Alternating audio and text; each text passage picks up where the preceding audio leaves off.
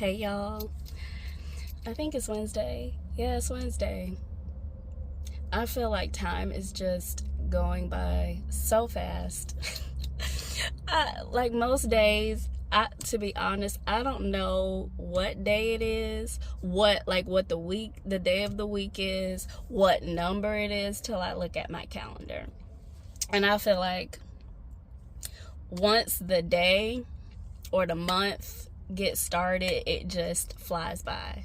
Like, I feel like just not that long ago, it's like, ooh, summertime. I'm finna do this. I'm finna do that.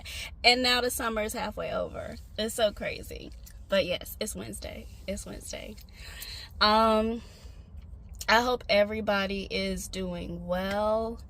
I'm trying to be consistent with these videos and just, these videos, one, I hope and pray that it encourages, supports, helps other people, the people who are listening to it, you all.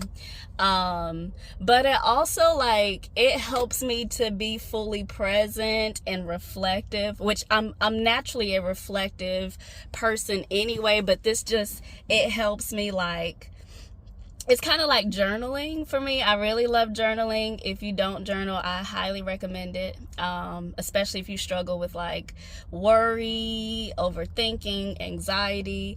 Writing things down and just putting your thoughts and your feelings into words, it just really helps take the power and the weight away from them. I always recommend it for my clients.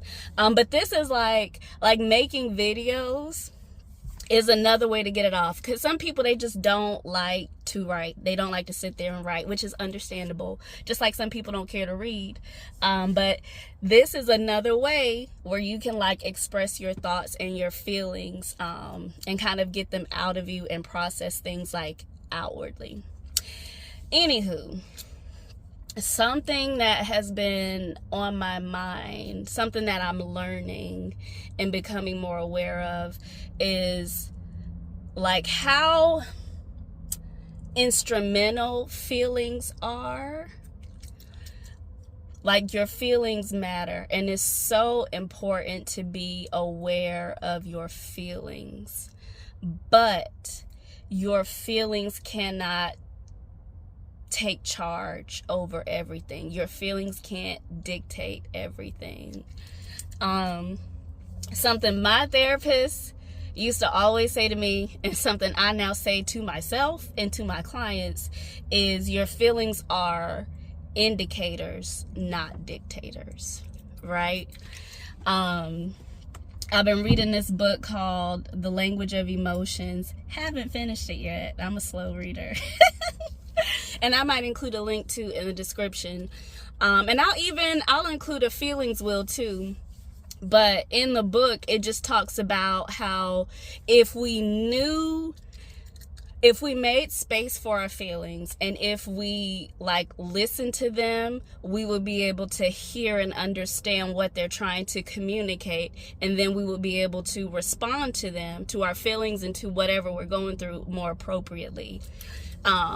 And how there's no bad emotion. You can feel angry, you can feel sad, you can feel happy, but there's not good emotions or bad emotions. Emotions are emotions, but it's how we handle them. That's what really matters. But spiritually, one thing I love about God is that He cares about our feelings. And in the Bible, you see a wide range of feelings, through the characters in the Bible, the people in the Bible, but also with God too. Some chapters it talks about his anger, and other chapters it talks about, his tenderness and his love and his kindness and things like that. So it's especially Psalms. I love reading through Psalms because David has all the emotions and he expresses all of them, but he expresses them to God. And God, one of my favorite scriptures is it talks about how He cares for us. And and how we don't have a high priest who's unable to sympathize with our weaknesses, but one who has been tempted and tested in every way as we are, yet without sin. Like, that scripture just gives me so much comfort, because it's like, I've experienced every struggle, every temptation. I have felt everything, but I didn't sin in feeling those feelings or in those temptations. And because I've been through it and I overcame it, I can not only understand you, but I can strengthen you and guide you in the midst of it. And I'm talking about this because I don't know about y'all. I'm just being real about myself. I can be very emotional. I experience all the feelings, and it can be so easy to hyperfixate on how I feel or what I see in the moment. And it can be so frustrating because the feelings can be so big, and what I see, right, it can feel so big and so important and just so unpleasant and unfavorable, and it can really taint things in the moment. Feelings are powerful because they drive your thoughts. I'm gonna give y'all a little bit of therapy. Feelings, one, are rooted in your belief system. You can have negative beliefs, you can have positive beliefs, but at your core, there are certain things that you believe. And those, a lot of times those beliefs are subconscious. Like, you're not aware of what they are, but they're there. Like, a negative core belief could be, I don't matter. I don't matter, or nothing good ever happens for me. Positive core belief, I can do anything. Positive core belief, I am enough, right? But whether it's positive or negative, we all have subconscious beliefs. And a lot of times those beliefs are deep rooted, and they're based on experiences that we've had over the course of our life. But so underneath, at the root, right? If you think about a tree, beliefs are kind of at the root. Then those beliefs fuel thoughts and feelings. And those thoughts and feelings influence not only your behavior, but your perception. So that's why it's really important to be aware of your feelings, but not be ruled by your feelings, because feelings are fleeting.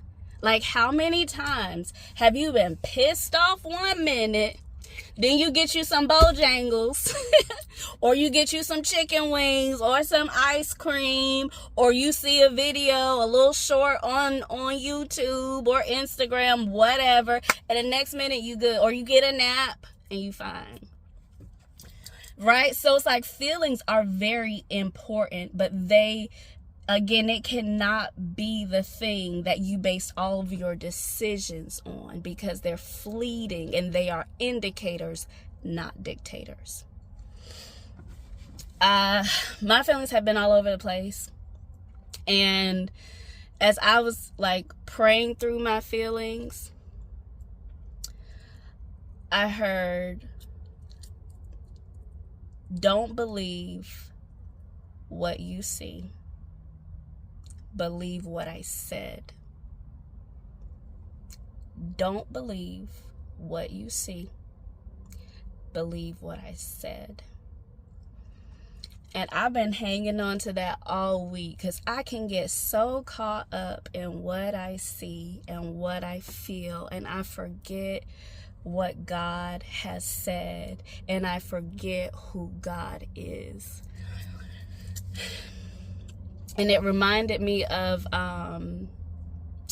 in the Old Testament, and I'll put the scripture somewhere. Y'all know the Lord brings certain scriptures to my remembrance as I'm doing these videos or throughout the day. But I really wish I had my physical Bible in front of me so I could just turn to it and read it. So, but anyways, in the Old Testament, God had delivered the people of Israel out of slavery, and he tells them, go get a report of the land, go scout the land. He had told the people of Israel, this is the land I am giving you. So there was no see what it's like and see if you can overtake it. It was, it's already yours. Just go examine it so you know how to overtake it. Just give a report of the land. That's what God said. But the people of Israel, they sent out their leaders, the men, to go scout out the land. And what did they do? They got caught up in what they saw, and they let their feelings and what they saw dictate what they wanted to do, not what God had already told them to do. They went into the land and said, oh my gosh, these people so big. They're like we like grasshoppers to them. Oh my, we can't possibly overtake these people in this land. And Caleb, I think it was Caleb, right? I'm gonna go get the scriptures. Y'all don't quote me. I'm gonna put it above my head like I did in the last video. But it was only 1 or 2 out of the 12. They said, we can overtake it. It's good fruit in the land. Like, it's great. And God never said, go see if you can overtake it. He said, it's already yours. Just go give a report. Right? But their feelings, they were afraid. Here they are. They had been enslaved for hundreds of years. Then they were, delivered out of slavery. God is their new king. He's guiding them. He's providing for them. And now they're about to go into a new land where there's other people inhabiting that land. They were afraid, right? They didn't trust God, who God was and what he said and what he had already done. And they allowed that to dictate their behavior and their perception. Right? So the Lord just encouraged me and said, look, sister, look, girl, I care about how you feel, but don't get caught up in what you feel and don't get caught up in what you see. Remember what I said. Remember who I am, and remember what I've already done.